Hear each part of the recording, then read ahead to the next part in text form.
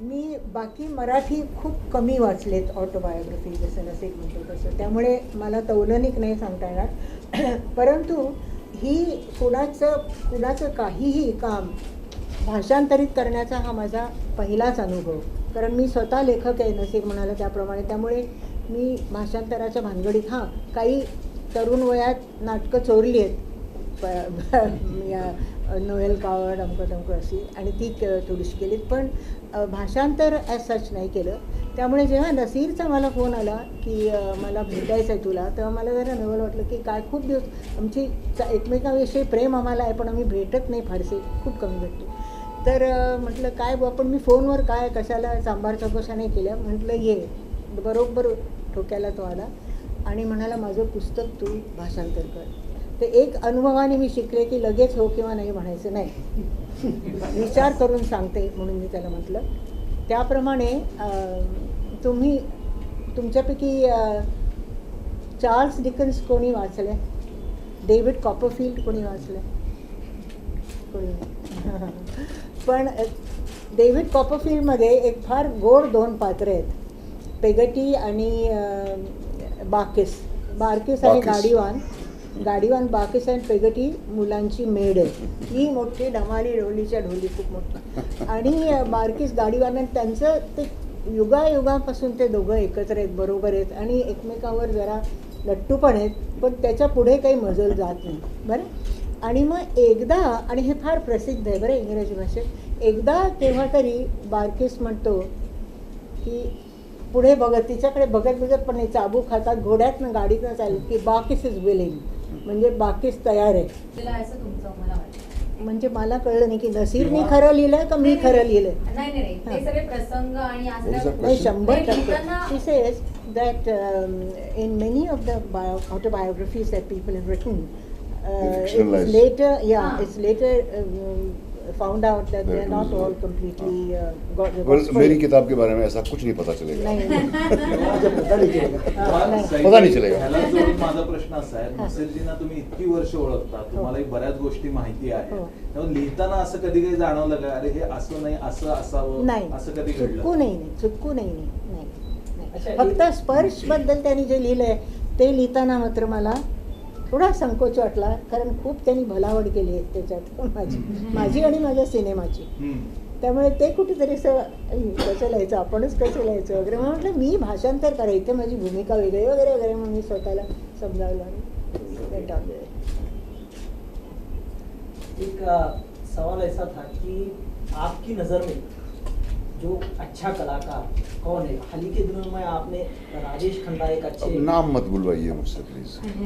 तो फिर भी अच्छा कलाकार वो है जो लेखक ने जो लिखा है उसको दर्शक तक सफाई से पहुंचाए.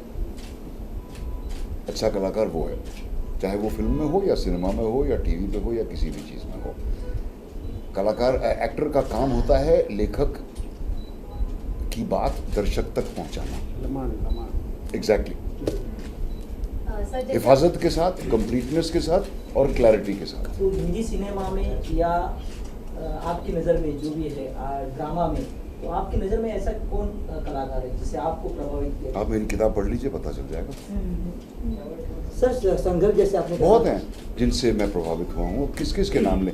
एक का नाम लो तो लगता है कि दूसरे का भी लेना चाहिए, नाइंसाफ़ी लगती है कि भाई एक ही का नाम लिया. But he is written in detail about all the people that influenced.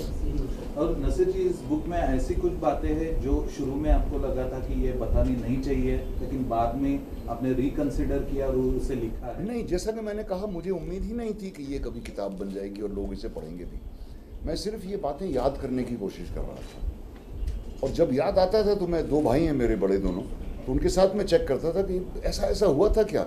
तो हर एक इंसिडेंट के बारे में उन्होंने तायद की कि हाँ ऐसा हुआ था. So it was really genuinely for my own entertainment. मुझे ज़रा भी ख्याल नहीं आया कि किसी को ये पढ़ के कैसा लगेगा. सर जैसे जितना हम जानते हैं, संघर्ष इस किताब का मूलाधार है. आप अपने संघर्ष के बारे में कहते हैं. आज आप सफलता की सीढ़ियाँ चढ़कर उस मुकाम पर है, शायद ही उस मुकाम तक कोई पहुँच पाया होगा, लेकिन आज भी संघर्ष की परिभाषा शायद इस मुकाम पर पहुँचने के बाद आपके लिए बदल गई होगी. क्या आपका संघर्ष खत्म हो चुका है? नहीं, वो तो कभी भी ख़त्म नहीं होता। अगर जिस दिन आपको लगा कि अब मैं तो पहुंच गया हूं अपनी मंजिल पर, तो वहीं तो आपका सफ़र ख़त्म हो जाएगा। Read the last chapter of his, the very last chapter, just one page.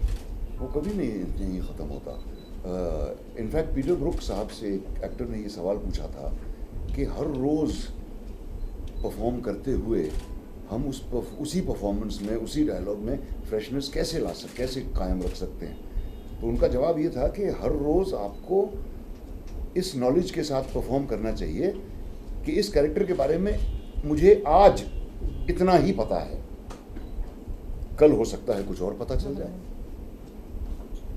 मेरे ख्याल से यही तरीका है अपने काम में फ्रेशनेस रखने का और अपने काम को लगातार एंजॉय करने का। वरना तो ऐसे हज़ारों एक्टर्स हैं जो 40 की उम्र में ही बोर हो जाते हैं अपने काम से। सर, आप सोशली भी बहुत एक्टिव होते हैं, तो जो भी बॉलीवुड के एक्टर्स हैं वो ज़्यादातर सोशल जो भी क्या बोलते हैं जो भी प्रॉब्लम्स होते हैं या फिर जो भी घटनाएं घटती है उसके बारे में बोलते नहीं हैं। तो आपको ऐसा लगता है ये जो कनेक्ट है लोगों से वो एक्टर्स को भी रखना चाहिए? एक्टर्स को अपने काम के ज़रिए ही कनेक्ट रखना चाहिए, मुझे ऐसा लगता है, क्योंकि उससे ज़्यादा इफेक्टिव मीडियम कोई नहीं है।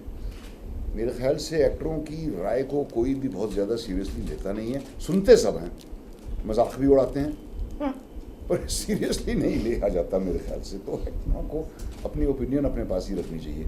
मैं इस नतीजे पर पहुंचा हूँ। दाभोलकर जी को जाके अभी 3 साल हो गए, तो आप उनसे भी बहुत थे। अब उनसे तो नहीं था, बट जो एंटी सुपरस्टिशन जो मूवमेंट है, जो इसमें अतुल पेठे